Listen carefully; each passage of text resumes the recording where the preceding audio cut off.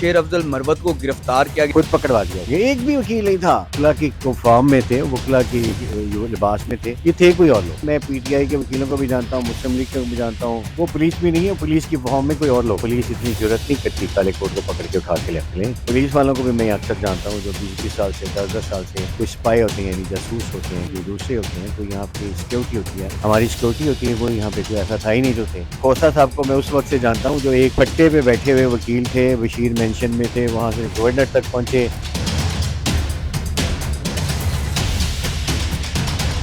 अस्सलाम वालेकुम नाज़रीन, हमारे साथ आबिद साहब मौजूद हैं। जिस तरह शेर अफजल मरवत को गिरफ्तार किया गया उस टाइम ये उधर ही थे और ये बताएंगे कि उनको किस तरह गिरफ्तार किया, किस तरह वो लाहौर हाई कोर्ट के प्रीमिसेस में से गिरफ्तार हो गए, क्या वजूहात बनी, ये सब पूछते हैं। अभी साहब, आप लाहौर हाई कोर्ट में थे जब उनको गिरफ्तार किया जी गया। जी बिल्कुल। तो किस तरह गिरफ्तार हुए वो? देखिए, इतने सारे वकील थे और 15-20 पुलिस वाले, वो किस तरह गिरफ्तार करके ले गए? वो हर आदमी से आधा फुट ऊंचा आदमी था वो, और उसके साथ जो 20-25 ऊपर 20-25 पीछे आगे थे ना, वो सारे उसको वो वकला की फॉर्म में थे, वकला की लिबास में थे, लेकिन वो हम उनमें से एक को भी नहीं जानते कि वो कौन थे। अच्छा, मतलब आपको लाहौर हाई कोर्ट कितना साल हो गए करते? मैं पैदा ही यहाँ हुआ हूँ, बड़ा हो गया हूँ, आज इतना बड़ा हो गया हूँ और 32 साल से वकील हूँ। 32 साल से आप लाहौर हाई कोर्ट में काम कर रहे हैं। जो उनके आगे पीछे नजर आए उनको आप जानते ही नहीं थे? और मैं लोगों की सिर्फ वकीलों को नहीं जानता, उनके माँ बाप को भी जानता हूँ।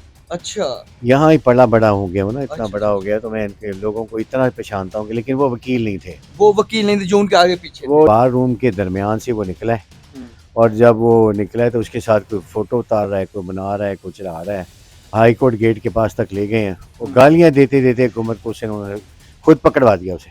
खुद जो साथ वो सब उन्होंने खुद पकड़वा दिया। वो ना मालूम किसकी शक्ल में वो लोग थे जो वहां पर आ गए। एक भी वकील नहीं था, एक भी नहीं था। मैं पीटीआई के वकीलों को भी जानता हूँ, मुस्लिम लीग को भी जानता हूँ, और जो हमारे नॉर्मल रूटीन के प्रैक्टिस करते हैं जितने भी हैं, मैं उन लोगों को, और खोसा साहब को मैं उस वक्त से जानता हूँ जो एक पट्टे पे बैठे हुए वकील थे, बशीर मेंशन में थे, वहाँ से गवर्नर तक पहुँचे, बूढ़े हो गए, उनके बच्चे वो हो गए। यानी मैं इतनी बड़ी हिस्ट्री हूँ।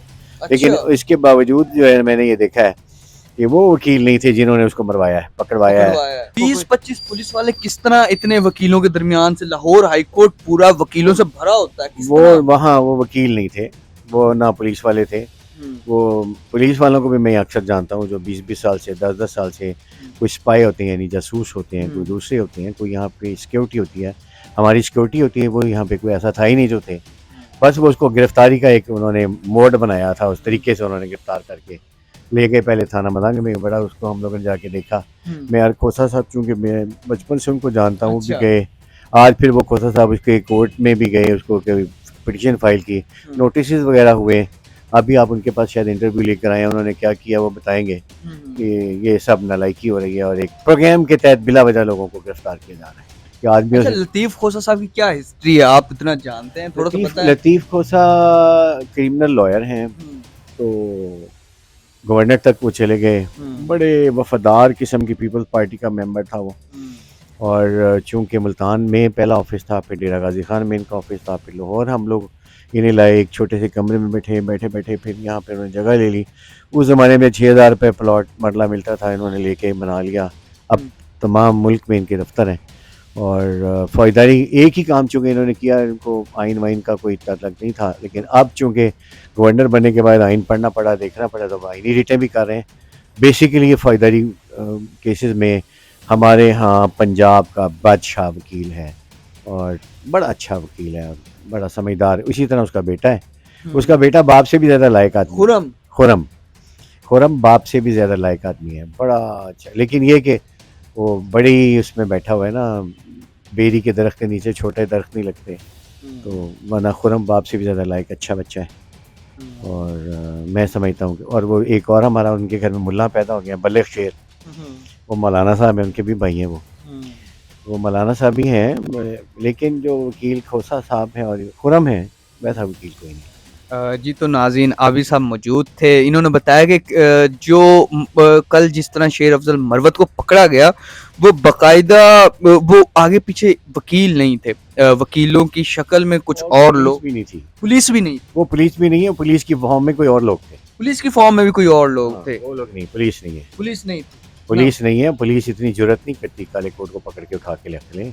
उन्हें हाँ, पता ये होता है। पॉइंट की बात है। पुलिस इतनी जुर्रत नहीं करती, वो पुलिस जो है वो उसको पता है कि हाँ, कितनी नॉर्मल रूटीन्स आए हैं उन्होंने हर वक्त तो हमने पुलिस के साथ रहना होता है, पुलिस ने हमारे साथ रहना होता है, वो इतना बदतमीजी नहीं करती। ये थे कोई और लोग, थे कोई कोई और लोग हैं जिन्होंने इसको पकड़ा है। तो अब उसको तो सुना है गायब कर दिया गया, कहाँ ले गए? ये गायब तो उन्होंने करना है, गवर्नमेंट की पॉलिसीज हैं। गायब तो करना है। ठीक है जी। तो नाज़रीन, आबिद साहब मौजूद थे, बता रहे हैं कि किस तरह शेर अफजल मरवत को गिरफ्तार किया और कौन लोग थे ये तो अब उनके लॉयर ही जाने, वही देख सकते हैं कि क्या इसके आगे सूरत हाल बनेगी। बहरहाल मुझे इजाज़त दें, फ़िलहाल के लिए खुदा हाफिज़।